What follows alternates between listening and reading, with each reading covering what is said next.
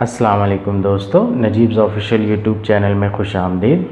दोस्तों, इस वीडियो में हम मुस्बत और मनफी आदाद की जमा और तफरीक देखेंगे।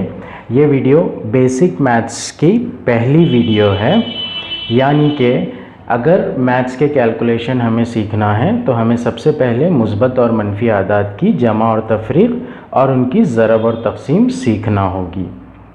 तो आइए वीडियो की शुरुआत करते हैं। मुस्बत और मनफी आदाद दरअसल सही आदाद होते हैं, सही आदाद जिन्हें हम इंग्लिश में इंटीजर्स कहते हैं। पिछली जमातों में हमने नंबर लाइन यानी कि अददी ख़त देखा था। अददी ख़त में सिफर बीच में होता है और उसके दोनों जानिब अदद होते हैं। राइट साइड में पॉजिटिव नंबर्स होते हैं यानी मुस्बत आदाद होते हैं और लेफ़्ट साइड में नेगेटिव नंबर्स होते हैं यानी मनफी आदाद होते हैं। तो सही आदाद को मुस्बत और मनफी आदाद में तक़सीम किया जाता है। सही आदाद की जमा तफरीक यानी मुस्बत और मनफी आदाद की जमा तफरीक सीखने के लिए हमें जो सबसे पहली चीज़ देखनी होगी वो होगी अलामती उसूल। अलामतों के उसूल क्या क्या होते हैं, तो आइए अलामती उसूल देखते हैं हम। जमा और जमा होगा जमा, जमा और मनफी होगा मनफी, मनफी और जमा होगा मनफी, और मनफी और मनफी होगा जमा। जमा जमा जमा, जमा मनफी मनफी, मनफी जमा मनफी और मनफी मनफी जमा। यानी कि अगर साइंस अलामतें दोनों यकसा है, सेम है, तो जमा होगा, और साइंस यानी अलामतें दोनों अलग अलग हैं, एक मुस्बत है दूसरा मनफी है, या फिर एक मनफी है दूसरा मुस्बत है तो मनफी होगा। ये है अलामती उसूल। इन्हीं उसूलों की मदद से हम जमा तफरीक और ज़रब तक़सीम करते हैं मुस्बत और मनफी आदाद की। पहले हम मुस्बत और मनफी आदाद की जमा और तफरीक देखेंगे और फिर ज़रब और तक़सीम देखेंगे। आइए अब देखते हैं कि मुस्बत और मनफी आदाद की जमा और तफरीक करने के लिए हमें किन बातों को ध्यान में रखना है। अगर दो आदाद मुस्बत हो तो इनके दरमियान जमा का अमल होगा। अगर हमारे पास दो आदाद ऐसे हैं जो मुस्बत अलामतों के साथ में हैं तो हम इनकी जमा करेंगे। जैसे अगर मेरे पास हो जमा 3 जमा 5, तो इन दोनों आदाद के साथ में एक ही अलामत यानी जमा की अलामत है, इसलिए हम इन्हें जमा करेंगे। 5 और 3 8। उसी तरह अगर दो आदाद मनफी हो तो उनके दरमियान जमा का अमल होगा। यानी कि दो आदाद मनफी अलामतों के साथ में एक साथ आते हैं तो हम उनकी जमा करेंगे। जैसे मनफी 6 मनफी 11, ये दोनों आदाद एक साथ हैं और दोनों ही आदाद के साथ में मनफी की अलामतें हैं, इसलिए दोनों के दरमियान जमा का अमल होगा। 11 जमा 6 होता है 17। जवाब लेकिन मनफी 17 होगा, ये हम नीचे के स्टेप में देखेंगे। तीसरी बात, अगर एक अदद मुस्बत हो और एक अदद मनफी हो तो इनके दरमियान तफरीक का अमल होगा। जैसे कि जमा 19 मनफी 11, एक अदद मुस्बत का है और दूसरा अदद मनफी का है, इसलिए ये तफरीक का अमल होगा। हम 19 में से 11 निकालेंगे, जवाब होता है 8। यहाँ पर जवाब आएगा जमा 8। दूसरी एक मिसाल अगर कभी हम लेते हैं, सपोज -23 है और जमा 13 है। एक अदद मुस्बत है, एक अदद मनफी है, इसलिए तफरीक का अमल होगा। हम 23 में से 13 तफरीक करेंगे जिस पर हमें मिलता है 10। जवाब होगा -10। अब हम ये देखते हैं कि यहाँ पर 10 मनफी की अलामत के साथ क्यों आया था, यहाँ पर 8 जमा की अलामत के साथ क्यों आया था और यहाँ पर 17 मनफी की अलामत के साथ क्यों आया था। चौथी बात जो है हमें वो ये याद रखना है कि जवाब में हमेशा बड़े अदद की अलामत होगी। जैसे हमने यहाँ पर 23 में से 13 तफरीक किए, जवाब आया 10, लेकिन एक्चुअल आंसर असल जवाब ये है कि ये -10 होगा। क्यों? इसलिए क्योंकि यहाँ पर बड़े अदद के साथ मनफी की अलामत थी। उसी तरह यहाँ पर 19 जमा था और 11 मनफी था। तफरीक का अमल होने के बाद जवाब 8 आया, तो ये मुस्बत 8 होगा मुस्बत 19 की वजह से, यानी 19 बड़ा है और उसके साथ मुस्बत की अलामत है। फाइनल जवाब में मुस्बत जवाब अगर आता है तो हम सिर्फ अदद लिखते हैं, अलामत नहीं डालते हैं। यहाँ पर -6 और -11 इन दोनों की जमा हुई 17 हुआ। दोनों ही आदाद मनफी हैं तो बड़े छोटे का सवाल पैदा नहीं होता, इसलिए जवाब -17। यानी कि जवाब में हमेशा बड़े अदद की अलामत होगी। ये हमें खुसूसी तौर पर याद रखना है। पूरा क्वेश्चन सॉल्व हो जाता है और हम फाइनल आंसर में साइन यानी अलामत डालना भूल जाते हैं। उसके अलावा हम ये बात याद रखेंगे कि सिफर के साथ कोई भी अलामत नहीं होती है। सिफर ना तो मुस्बत होता है और ना ही मनफी होता है। एक और बात, जैसे हमने यहाँ पर देखी, मुस्बत अदद अगर अकेले आते हों तो उनके साथ साइन नहीं होती है, यानी अलामत नहीं होती है। मुस्बत अददों को अलामत के बगैर लिखा जाता है। मुस्बत अददों को अलामत के बगैर लिखा जाता है। अगर कोई नंबर है और वो मुस्बत है यानी पॉजिटिव है लेकिन इक्वेशन में नहीं है या फिर इक्वेशन के शुरुआत में है, तो हम उसे बिना साइन के लिखेंगे। जैसे अगर इक्वेशन जमा 3 जमा x है मसावी सिफर है, तो इसे हम 3 जमा x मसावी सिफर इस सूरत में लिखेंगे।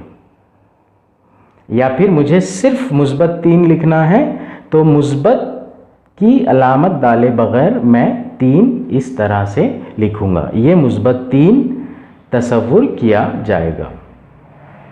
आइए अब हम कुछ एग्जाम्पल्स ले लेते हैं, कुछ मिसालें सॉल्व करके देख लेते हैं।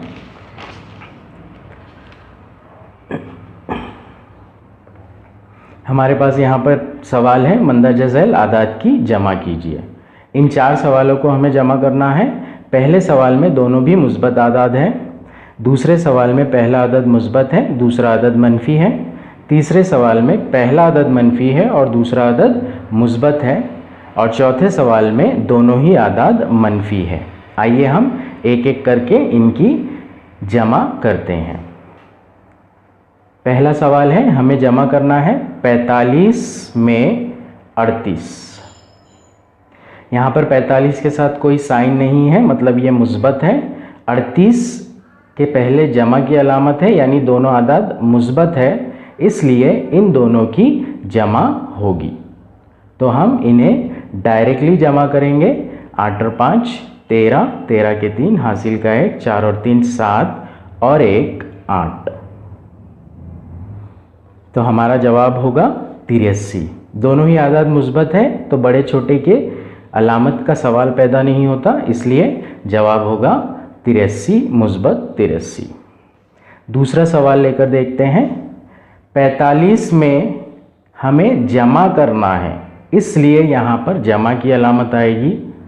क्या जमा करना है? -38 जमा करना है, तो उसके बाद में -38। यहाँ पर जमा के फौरी बाद, जमा के एग्जैक्टली बाद मनफी की अलामत आ रही है। 2 अलामतें एक साथ में नहीं लिखते हैं हम। अगर दो अलामतें एक साथ में आती हैं तो बाद वाली अलामत को ब्रैकेट में लिखा जाता है, इसलिए इस पूरे नंबर को हम ब्रैकेट में लिखेंगे। अब ये सवाल डायरेक्टली हल नहीं होगा, पहले अलामतें एक साथ आ रही हैं इसलिए अलामतों को ऑपरेट किया जाएगा, साइंस को ऑपरेट किया जाएगा। तो मैं 45 एज इट इज़ लिखूँगा, जमा मनफी होता है मनफी, इसलिए फिर यहाँ पर मैंने लिखा मनफी, और साइंस ये दोनों ऑपरेट होने के बाद में दोनों साइन मिलकर माइनस की साइन बन गई, माइनस लिखा मैंने, और बाकी फिर बचा था हमारे पास 38, तो 38। अब एक अदद मुस्बत है और दूसरा अदद मनफी है, तो हम तफरीक का अमल करेंगे। 45 में से 38 निकालेंगे, 45 में से 38 निकालने पर जवाब होता है 7। आखिरी जवाब में बड़े अदद की अलामत यानी 45 की अलामत मुस्बत, तो यहाँ पर मुस्बत 7 होगा, हम फाइनल आंसर हमारा 7 लिखेंगे। आइए तीसरा सवाल देखते हैं। तीसरे सवाल में हमें मनफी 45 को जमा करना है 38 के साथ में। मनफी 45 है, उसे जमा करना है, इसलिए जमा की अलामत और फिर 38। एक अदद मनफी एक अदद मुस्बत, इसलिए तफरीक का अमल होगा। 45 में से 38 हम तफरीक करेंगे, तफरीक करने पर होता है 7। बड़े अदद की अलामत मनफी, इसलिए मनफी 7। ये होगा हमारा जवाब।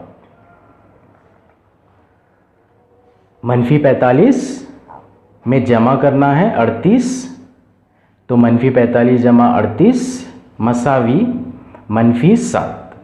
तफरीक का अमल होगा, 45 में से 38 निकलेगा 7 होगा, और बड़े अदद की अलामत मनफी 7। आइए चौथा सवाल देखते हैं। चौथे सवाल में है मनफी 45 और मनफी 38। मनफी 45 में हमें जमा करना है मनफी 38, अलामत के बाद अलामत है इसलिए हम इसे ब्रैकेट में लिखेंगे, मनफी 38 को ब्रैकेट में लिखेंगे। ये भी सवाल डायरेक्ट सॉल्व नहीं होगा, पहले साइंस ऑपरेट होंगे, एक स्टेप बढ़ जाएगा साइंस ऑपरेट होने का। मनफी 45 जमा मनफी, ये दोनों साइन ऑपरेट होकर एक नई साइन बन रही है मनफी की, प्लस माइनस इज माइनस, बाकी बचा 38। अब यहाँ पर दोनों भी आदाद मनफी के हैं इसलिए जमा का अमल होगा। 45 जमा 38 होता है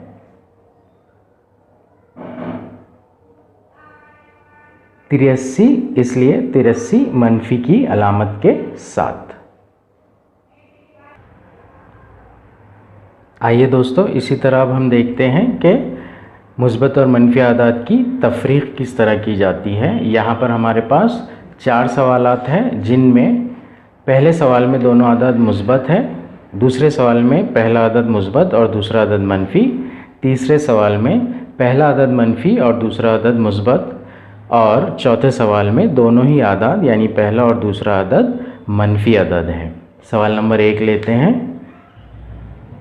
पहले अदद में से दूसरा अदद मनफी करना है, यानी 52 में से 24 मनफी करना है, तफरीक करना है। 52 में से मनफी करना है इसलिए मनफी की अलामत, और 24। 52 मनफी 24, एक अदद मुस्बत दूसरा अदद मनफी, इसलिए तफरीक का अमल होगा। 52 में से 24 तफरीक करेंगे हम तो हमें जवाब मिलता है 28।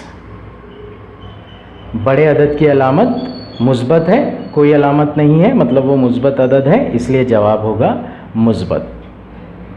इसी तरह दूसरा सवाल,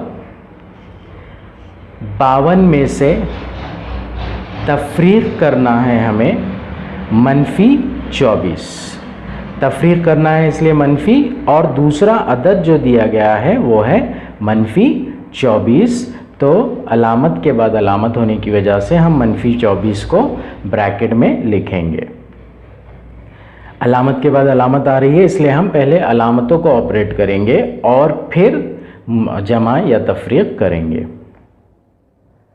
52 एज इट इज़ मनफी मनफी ऑपरेट होकर ये अलामत तब्दील होगी मुस्बत में। आगे बचा हुआ है 24, 52 जमा 24। दोनों ही आदाद यहाँ पर मुस्बत हो रहे हैं तो इनकी जमा की जाएगी। 52 जमा 24 होगा 76, 4 और 2 6, 5 और 2 7। दोनों ही आदाद मुस्बत है, यानी बड़े छोटे अदद की अलामत का कोई सवाल नहीं, जवाब मुस्बत में होगा। आइए तीसरा सवाल देखते हैं। तीसरा सवाल है हमारे पास, मनफी 52 में से तफरीक करना है हमें 24। मनफी 52 में से तफरीक करना है, इसलिए मनफी 24। यहाँ पर दोनों अदद मनफी है, इसलिए जमा का अमल होगा। 52 जमा 24 76। बड़े अदद की अलामत मनफी, दोनों अदद मनफी है, बड़े अदद की अलामत मनफी, इसलिए जवाब होगा मनफी 76। चौथा सवाल देखते हैं। चौथे सवाल में हमें मनफी 52 में से तफरीक करना है मनफी 24। मनफी 52 में से तफरीक करना है, इसलिए मनफी क्या तफरीक करना है, मनफी 24 तफरीक करना है, इसलिए ब्रैकेट में मनफी 24। अलामत के बाद अलामत, इसलिए मनफी 24 होगा ब्रैकेट में। मनफी 52 हम एज इट इज़ लिखेंगे, पहले अलामतों को ऑपरेट करेंगे। मनफी मनफी होता है मुस्बत, इसलिए ये मुस्बत होगा। 24 जमा 24, एक अदद मनफी दूसरा अदद मुस्बत, तो तफरीक का अमल होगा। मनफी 52 जमा 24 तफरीक का अमल होगा। जवाब होगा 28। 22 में से 24 निकालने पर 28, बड़े अदद के साथ में मनफी की अलामत है, इसलिए जवाब होगा मनफी 28। आइए दोस्तों, अब हम देखते हैं कि मुस्बत और मनफी आदाद की ज़रब कैसे होती है। ज़रब करते वक्त हमें जिन बातों को ध्यान में रखना है वो इस तरह है। दो मुस्बत आदाद का हासिल ज़रब मुस्बत अदद होगा, यानी जब हम दो मुस्बत आदाद को ज़रब करेंगे तो जो जवाब होगा वो मुस्बत होगा। इसी तरह दो मनफी आदाद का हासिल ज़रब मुस्बत अदद होगा। अगर दो मनफी आदाद को हम ज़रब करेंगे तो भी जवाब मुस्बत में होगा। मतलब ज़रब करते वक्त दोनों अददों की अलामत अगर सेम है, या तो दोनों अदद जमा जमा है या दोनों अदद मनफी मनफी है, तो जवाब हमेशा मुस्बत में ही रहेगा। एक अदद मुस्बत हो और एक अदद मनफी हो तो हासिल ज़रब मनफी अदद होगा। जिस तरह हमने अलामती उसूल में देखा था, एक मुस्बत अदद और एक मनफी अदद होगा तो ज़रब का जो जवाब होगा वो होगा मनफी। आइए सवाल देख लेते हैं हम। पहले सवाल में दोनों अदद मुस्बत है, दूसरे सवाल में पहला अदद मुस्बत दूसरा अदद मनफी, तीसरे सवाल में पहला अदद मनफी दूसरा अदद मुस्बत, और चौथे सवाल में दोनों ही अदद मनफी है। पहला सवाल है मुस्बत 26 और 17, इन दोनों को हमें ज़रब करना है। 26 ज़रब 17, 17 को 26 से ज़रब करने पर जवाब होता है 442। दोनों अदद मुस्बत हैं, इसलिए जवाब भी मुस्बत होगा 442। दूसरा सवाल, 26 को ज़रब करना है हमें मनफी 17 से। 26 को 17 से ज़रब करने पर 442 होता है। एक अदद मुस्बत का है, एक अदद मनफी का है, इसलिए जवाब होगा मनफी, यानी कि हमारा जवाब आएगा मनफी 442। मनफी 26 को हमें ज़रब करना है 17 से तीसरे सवाल में। 26 ज़रब 17 442, एक अदद मुस्बत एक अदद मनफी, तो जवाब होगा -442। चौथे सवाल में -26 को हमें ज़रब करना है -17 से। 17 ज़रब 26 442, मनफी मनफी मुस्बत, तो ये जवाब होगा मुस्बत में। अलामती उसूल के हिसाब से ही 17 ज़रब 36 442, मनफी मुस्बत मनफी 442 इसका जवाब। दोनों आदद मुस्बत, 17 ज़रब 26 442, मुस्बत जमा मुस्बत, मुस्बत ज़रब मुस्बत जवाब। 17 ज़रब 26 442, मुस्बत ज़रब मनफी इसलिए मनफी जवाब। 17 ज़रब 26 442, मनफी ज़रब मनफी मुस्बत इसलिए जवाब मुस्बत में। तकसीम भी बिल्कुल इसी तरह होती है। अगर हम मुस्बत अदद को मुस्बत अदद से तकसीम कर रहे हैं तो जवाब मुस्बत अदद होगा। मनफी अदद को मनफी अदद से अगर तकसीम कर रहे हैं तो भी जवाब मुस्बत अदद होगा। और मुस्बत अदद को मनफी अदद से या मनफी अदद को मुस्बत अदद से तकसीम कर रहे हैं तब जवाब मनफी अदद होगा। मिसालें देख लेते हैं। 63 को 3 से तकसीम करना है, यानी मुस्बत अदद को मुस्बत अदद से तकसीम करना है। 63 को 3 से तकसीम करना है। 3 दूनी 6, 0 3 3 एकन 3 0। यहाँ पर 21 आया। 63 और 3 दोनों ही मुस्बत हैं इसलिए जवाब मुस्बत होगा। 63 को तकसीम करना है मनफी 3 से। 0 3 दूनी 6, 3 नीचे आया, 3 एकन 3 यहाँ बचेगा 0। 21 एक अदद मुस्बत है, एक अदद मनफी है इसलिए यह जवाब होगा मनफी 21। मनफी 63 को 3 से तकसीम करना है। तकसीम करने पर हमारा जवाब होगा 21। एक अदद मुस्बत है और एक अदद मनफी है इसलिए जवाब में मनफी की अलामत।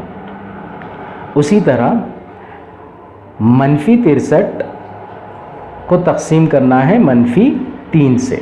63 को 3 से तकसीम करने पर जवाब होता है 21। दोनों ही आदाद मनफी के हैं इसलिए जवाब मुस्बत में 21। बटे की सूरत में हम इसे देख लेते हैं।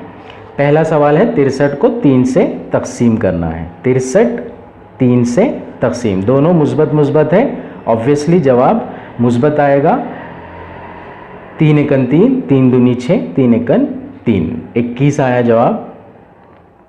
63 को मनफी 3 से तकसीम करना है। 3 एकन 3, 3 दूनी 6, 3 एकन 3। शुमार कुनिंदा में मुस्बत की अलामत है, नसब नुमा में मनफी की अलामत है। कैंसलेशन नहीं हो रहा है इसलिए ये जवाब होगा मनफी 21। इसी तरह मनफी 63 को 3 से तकसीम करेंगे। 3 एकन 3, 3 दूनी 6, 3 एकन 3। शुमार कुनिंदा मनफी में, नसब नुमा जमा में। कैंसलेशन नहीं हो रहा है इसलिए जवाब मनफी 21। चौथा सवाल मनफी 63 को तकसीम करना है मनफी 3 से। 3 एकन 3, 3 दूनी 6, 3 एकन 3, 21 बटे 1। ऊपर भी मनफी नीचे भी मनफी, शुमार कुनिंदा में भी नफ़ी, नसब नुमा में भी नफ़ी, इसलिए ये दोनों कैंसिल हो जाएंगे और बचेगा 21 बटे 1, यानी आपका जवाब होगा मुस्बत 21।